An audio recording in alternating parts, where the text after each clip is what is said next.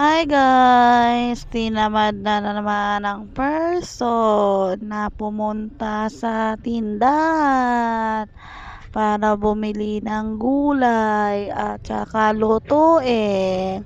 Kaya tuloy ang resulta. Pumunta na lang sa restaurant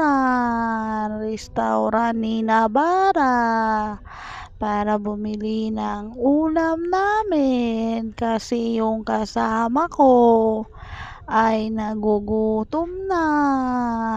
Kaya ngayon ang person ang resulta dito sa restaurant at ang binili ko dyan ay ubod na may munggo at saka lumpiang Shanghai at saka barbecue at yan na lahat ang binili ko. Bye bye!